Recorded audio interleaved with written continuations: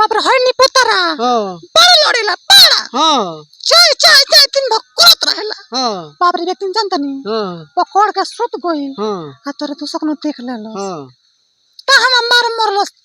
मरलस कि बाप रे अब का कहीं पूरा देह हिट हो गइल हां एकदम हीटर नहीं और लगा थक थक थक मारत रहे बाप रे बाप होय त कि किरण का पारे आ गइल रे दादा होय अभी ले सुतल बाप गइल बा गेहूं काटे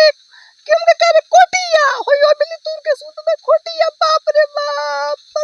सुन बन होला कौन लगा का थर्मामीटर अच्छा हां थर्मामीटर तो मीटर लगइले रहे मीटर लगा के ना पता ढोरी में हां हेतिया केंगे ना पता रहे जीतन देखाई तो ढोरिए केंगे ना पता रहे सोने भतार पर रौरा के बांध देले बा हां ई तो हम तो परेशान क देले बा हमरे के तोरा बाबूजी से ना कहनी के काहे ऐसन भतार खोजे का कर जाई हां का कोल के बो में एकरा निकल को पिया ना के निकल को तकरा नी पुत्र के निकल को तकरा अच्छा काट के ना चाहिए सुत के जाए करा बते किरण का पारे आ गई हां हाई कोर्ट जाए मो हाई कोर्ट तो दोसर बियाह क ल दोसर हां ए तो रुवे ना कोली बाप रे माने हम ही लौकतनी जब लौकतनी तो अरे वो तो नजर से नजर मिला दिलों से दिल मिला आ कहा बिल से बिल मिला नहीं अरे पैसा बिल होता है अच्छा हां वो बड़ा खेला कर हां खेला कर तो बरले बानी तू कम नहीं को खेला कर अभी हमारे साथ देख रहे हैं जो शख्स है इनका नाम है प्रदीप प्यारे लेकिन अभी फिलहाल ये निभा है और निभा की कलाकारी किस तरह से निभा रहे हैं इन्हीं से जानते हैं। सबसे पहले आपको निभा जी कहे या प्रदीप जी कहे निभा जी कहे ना निभा जी चले निभा जी आपका स्वागत है हमारे चैनल में जी आपका भी स्वागत है निभा जी आप इस तरह का गेटअप में हैं आप निभा जी वाला कलाकारी दिखाइए जैसे कि आप कह रहे हैं कि पति पत्नी जैसे लड़ाई होता है तो कैसे होता है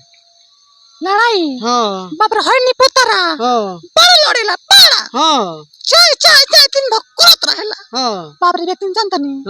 पकड़ के सुत गइल आ तोरे तू सकनो देख लेलो ता हम मार मरलस कि बाप रे अब का कहीं पूरा देह हिट हो गइल हां एकदम हीटर नहीं और लगा थक थक थक मारत रहे देख लीजिए हीटर लेखा हिट हो जाता है इनका पति मारा है हां अब गाना सुन ले बन होला कौन लगा का थर्मामीटर अच्छा हां थर्मामीटर तो मीटर लगइले रहे मीटर लगा के ना पता ढोरी में हां हेतिया केंगे ना पता रहे जीतन देखाई तो ढोरिए केंगे ना पता रहे ओले निकल लगा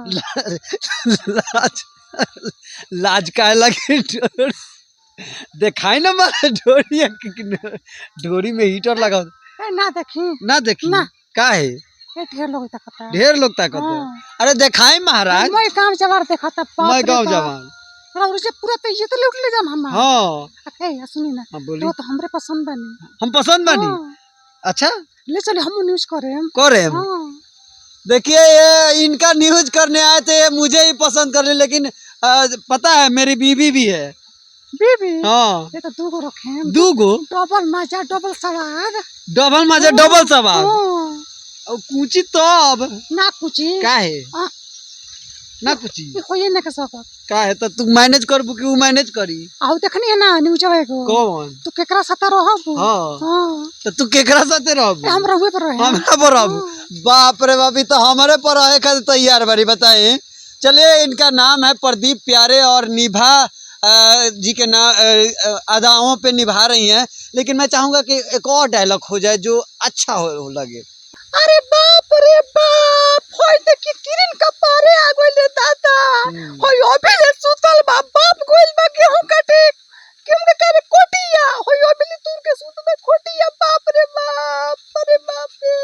तो रोवत काहे बनी खोटिया द के सुतल बा तो ए तो का ना रोई तुमको हम लेके करता हूं बहुत तंग करता काहे ला बताइयो बाप गइल बा गेहूं काटे हां आई तो बताओ खोटिया सुत के तू तो एबरे ले अभी ले हां ऐसा ने भतार पर रौरा के बांध देले बा हां ई तो हम तो परेशान क देले बा हमरे के तोरा बाबूजी से ना कहनी के काहे ऐसन भतार खोजे का कर जाई हां का कोल के बो में एकरा निकल को पिया ना के निकल को तकरा नी पुत्र के निकल को तकरा अच्छा काट के ना चाहिए सुत के जाए करा बते किरण का परे आ गई अब का करी हम तो रौरा कहेला ना ये ना शिकायत कोनी हम बाप रे बाप का नहीं और शिकायत कर कितना करी हम हाई कोर्ट जाए मो तो दोसर बियाह क ल दोसर हाँ ए तो रुमे न कोली हमें कोली बाप रे माने हम ही लौकतानी जब लौकतानी तो अरे बस लव हो गइल लव हो गल बा हाँ। देखते देखते अभी तो हम देखनी ना तो लव हो गए बाप रे नजर से नजर मिला नजर से नजर मिला और दिल से दिल मिला दिल से दिलो मिला हम्म। बाप रे बाप नजर से नजर मिला दिलों से दिल मिला आ कहा बिल से बिल मिला हैं? नहीं अरे पैसा बिल होता है अच्छा हाँ प्रभु बड़ा खेला करो हाँ खेला कर तो बरले बानी तू कम नहीं को खेला कर हाँ चलिए ये है प्रदीप जी इनका अच्छा डायलॉग होता है और अच्छे कॉमेडी भी बोलते हैं बाकी आप लोग क्या राय है कमेंट बॉक्स में जरूर बताइएगा तब तक के लिए जय हिंद धन्यवाद।